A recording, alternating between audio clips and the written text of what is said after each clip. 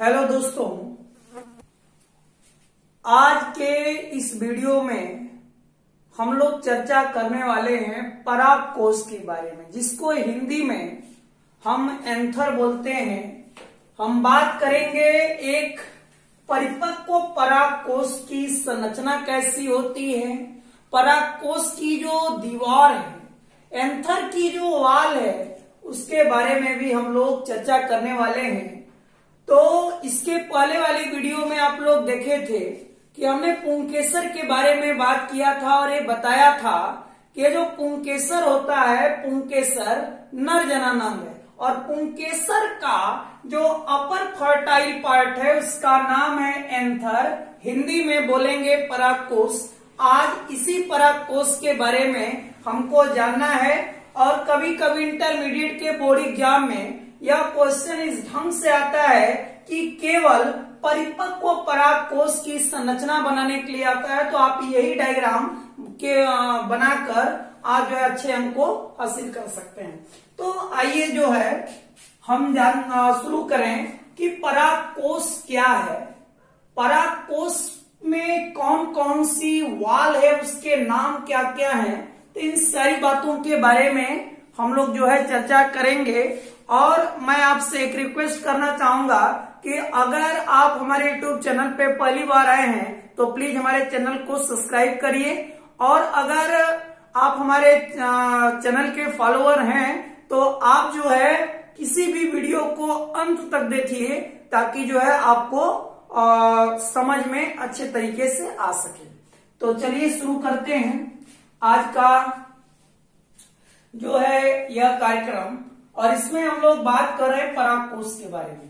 सबसे पहले आपको मालूम है, अगर कोई पूछ दे कि परागकोश क्या है भाई, तो आप लोग जानते हैं कि परागकोश किसका, पुंकेसर का।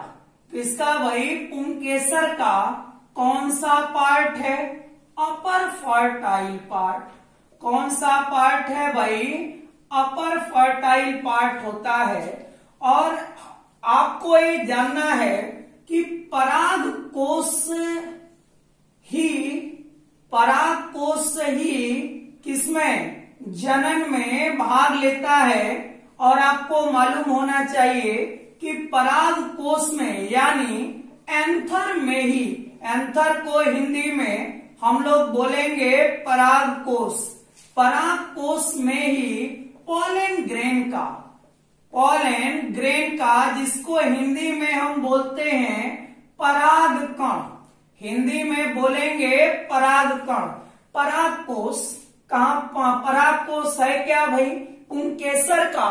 पुंकेसर का जो अपर फर्टाइल पार्ट है उसी को हम लोग बोलेंगे एंथर, हिंदी में क्या, परागकोश। परागकोश ही किस में भाग ले रहा है भाई, जनन में भाग ले रहा है। और ये बात आपको बताना है कि यह जो एंथर है, यह जो परागकोश है, इसी एंथर में यह पूरा एक हमने एंथर, परिपक्व परागकोश, मैच्योर एंथर का हमने अनुप्रस्थ काट लिया हुआ है, ट्रांसवर्स सेक्शन लिया हुआ है। और इसमें आप देख रहे हैं ये सब है क्या, पॉलन ग्रेन। तो आप एक बात बता सकते हैं कि परागकोश में ही, एंथर में ही पॉलन ग्रेन का निर्माण होगा। तो बताइए एंथर जानना जरूरी है कि नहीं।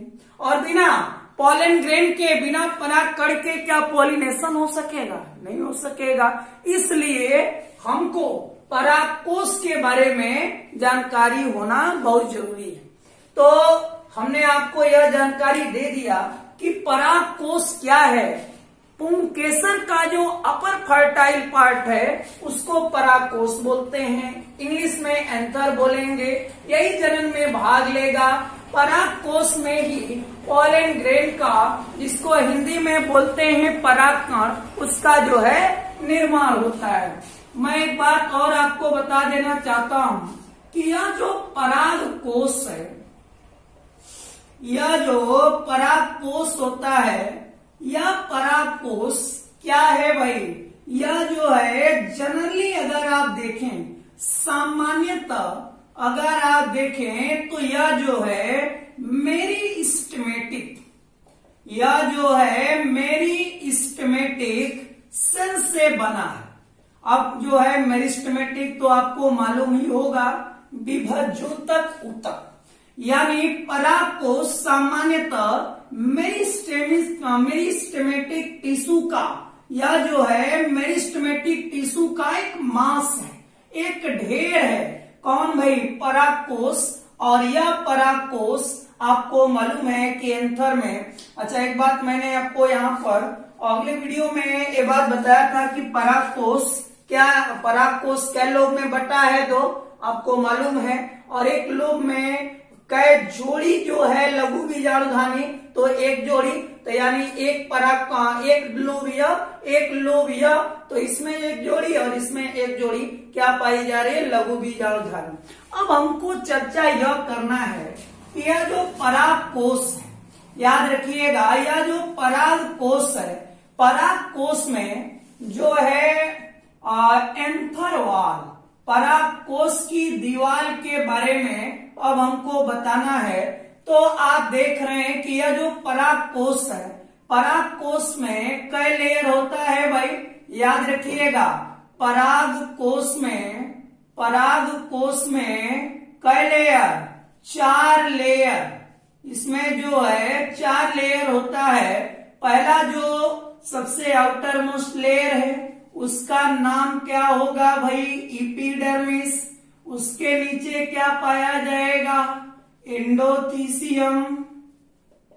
उसके नीचे क्या पाया जाएगा भाई? Middle layer. याद रखिएगा, उसके नीचे होगा मिडिल लेयर। फिर जो है हमारा चौथा हो जाएगा सबसे इनर मोस्ट लेयर, जिसको हम बोलेंगे टेप्टम। कई बार जो है बोर्ड एग्जाम में इसके बारे में पूछा जाता है कि टेप्टम क्या है।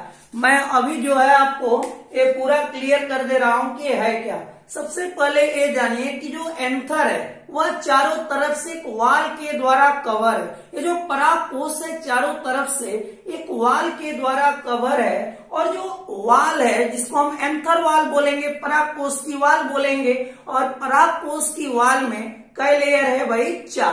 पहला क्या है? एपिडर्मिस। दूसरा क्या है? एंडोथीसियम। तीसरा क्या है? Middle layer. और चौथा क्या है? टेप्टम। आप जो है इसको देख भी लीजिए। आप देख रहे हैं कि यह सबसे आउटर मोस्ट लेयर एपिडर्मिस, उसके नीचे क्या है? एंडोथीसियम, उसके नीचे मिडिल लेयर, और सबसे नीचे क्या है? टेप्टम। अब जो है एक एक के बारे में हमको समझना है। अब आप जब देखेंगे तो इसमें क्या है भाई? अगर आप एपिडर्मिस के बारे में बात करेंगे तो यह जो है एंथर की जो सबसे आउटर मोस्ट, एंथर जो है, एंथर यानी परागकोश की जो सबसे आउटर मोस्ट लेयर है उसका नाम क्या होगा भाई? एपिडर्मिस। हिंदी में वह त्वचा के नाम से इसको जानते हैं। और आपको मालूम है एपिडर्मिस जो है या एपिडर्मल सेल से बना होता है। और लोग पूछेंगे कि अगर एंथर की जो सबसे, अगर परागकोश की सबसे आउटर मोस्ट लेयर का नाम अगर एपिडर्मिस है तो एपिडर्मिस का फंक्शन क्या होगा भाई? तो आपको यह बताना है कि एपिडर्मिस जो है यह कहीं न कहीं एंथर को, परागकोश को प्रोटेक्शन प्रदान करने का काम, सुरक्षा प्रदान करने का काम करता है। और बड़ी महत्वपूर्ण बात ये भी हमको नहीं भूलना है कि यह जो एपिडर्मिस है यह सिंगल लेयर्ड होता है, डबल लेयर या मल्टी लेयर नहीं होता है। ये बात आप ध्यान देंगे। अब दो है, पहली बात समझ में आ गया एपिडर्मिस क्या बताना है। एंथर की जो सबसे आउटर मोस्ट लेयर है उसका नाम है एपिडर्मिस। एपिडर्मिस एपिडर्मल सेल से बना है। एपिडर्मिस सिंगल लेयर्ड होता है। और लोग पूछेंगे एपिडर्मिस का फंक्शन क्या है, तो आप यही बताएंगे कि एपिडर्मिस कहीं न कहीं एंथर को क्या प्रोटेक्शन प्रोवाइड करने का काम, सुरक्षा प्रदान करने का काम करता है। दूसरा है एंडोथीसियम। पहला हो गया एपिडर्मिस, क्लियर। दूसरा है एंडोथीसियम। एपिडर्मिस के ठीक नीचे क्या पाया जाता है भाई? एंडोथीसियम।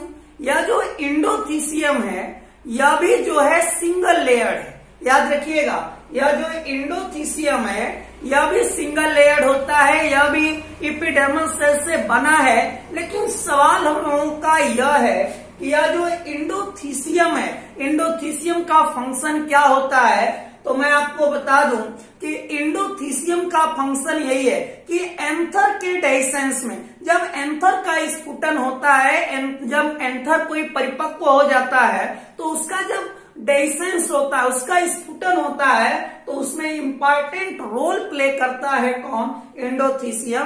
तो इस तरीके से आप बता सकेंगे कि यह जो एंडोथीसियम है यह ठीक एपिडर्मिस के नीचे पाई जाती है, यह भी एपिडर्मल सेल से बना होता है। और एंडोथीसियम जो है यह कहीं न कहीं एंथर के डेhiscence में, एंथर के स्फुटन में हेल्प करती है, तभी एंथर से पॉलन ग्रेन क्या होते हैं, बाहर निकल जाते हैं। तीसरा हमारा है मिडिल लेयर। अगर हम मिडिल लेयर की बात करें तो ये हमको बताना है कि एंडोथीसियम के ठीक नीचे क्या पाया जा रहा है भाई, मिडिल लेयर। अगर मिडिल लेयर की हम बात करते हैं तो यह मिडिल लेयर मल्टी लेयर्ड होते हैं। मल्टी लेयर्ड का मतलब कई लेयर के रूप में आप देख रहे हैं, कई लेयर के रूप में, जबकि एपिडर्मिस को देखिए सिंगल लेयर है, एंडोथीसियम को देखिए सिंगल लेयर है। लेकिन आप मिडिल लेयर को जब देखेंगे तो मिडिल लेयर जो है यह मल्टी लेयर्ड होता है, एंडोथीसियम के ठीक नीचे पाया जाता है। और मिडिल जो लेयर है यह पैरेन्काइमेटस सेल से बना होता है। अब सवाल लोगों के सामने यह है कि आपने बता दिया कि एपिडर्मिस तो प्रोटेक्शन में हेल्प कर रहा है, एंडोथीसियम तो स्फुटन में हेल्प कर रहा है, तो बताइए ना कि जो है मिडिल लेयर किसमें हेल्प करेगा।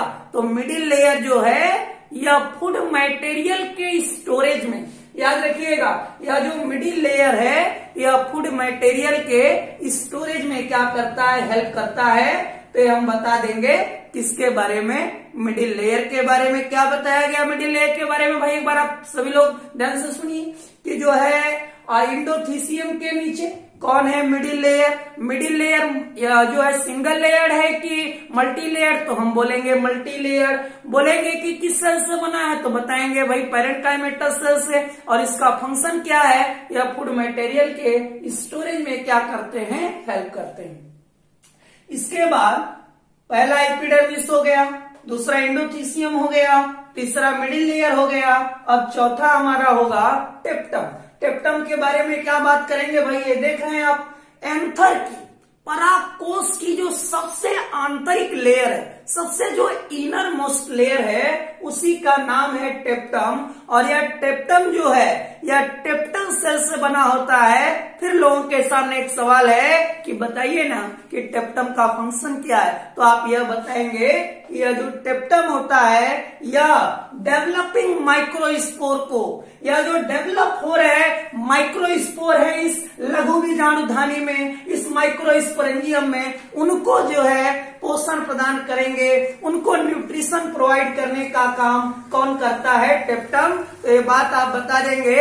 अगर एक नंबर का क्वेश्चन कई बार जो है आया हुआ है कि टेप्टम क्या, तो आप यही बताएंगे कि टेप्टम जो है, क्या बताएंगे भाई, टेप्टम जो है यह किसका, यह जो है परागकोश की एंथर का सबसे इनरमोस्ट लेयर है, यह टेप्टल सेल से बना होता है। और यह जो है किसमें हेल्प करता है भाई, यह जो है डेवलपिंग जो माइक्रोस्पोर हैं, विकसित हो रहे जो पराग कण हैं, उनको जो है पोषण प्रदान करने का काम, उनको न्यूट्रिशन प्रोवाइड करने का काम करते हैं कौन, टेप्टम। तो इस तरीके से आपको आप बता सकते हैं एंथर के बारे में। और आप देख रहे हैं कि जब क्या होगा, यह एंथर जो एंथर मैच्योर हो जाएगा, तो अब इन दोनों के बीच में, ये आप देख रहे हैं, दोनों के बीच में क्या बनेगी, एक पोर बनेगा जिसको बोलेंगे स्टोमियम।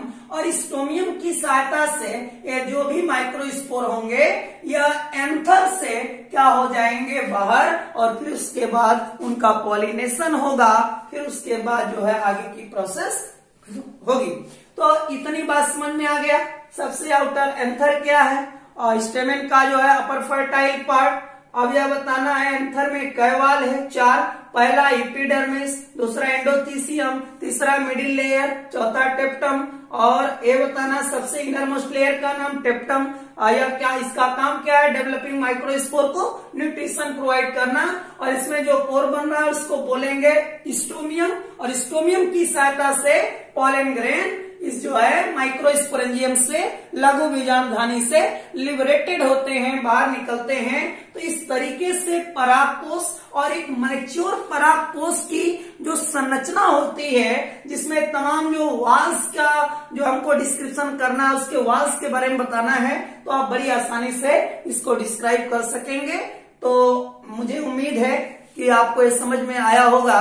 देखिए हम लोग इतना जो है मेहनत कर रहे हैं आप लोगों के लिए, तो इतना तो आप कर ही सकते हैं कि हमारे चैनल को जो है अगर नए हैं तो सब्सक्राइब करिए और भी दूसरे लोगों के साथ शेयर करिए, ताकि वो लोग भी अच्छे से पढ़ सकें। तब तक के लिए देखते रहिए हमारे यूट्यूब चैनल को। फिर मिलेंगे लघु बीजाणु जन्म, यानी कैसे लघु बीजाणुओं का निर्माण होता है, पार्ट 3 वाले वीडियो में हम लेकर आएंगे। तब तक देखते रहिए हमारे यूट्यूब चैनल को। धन्यवाद।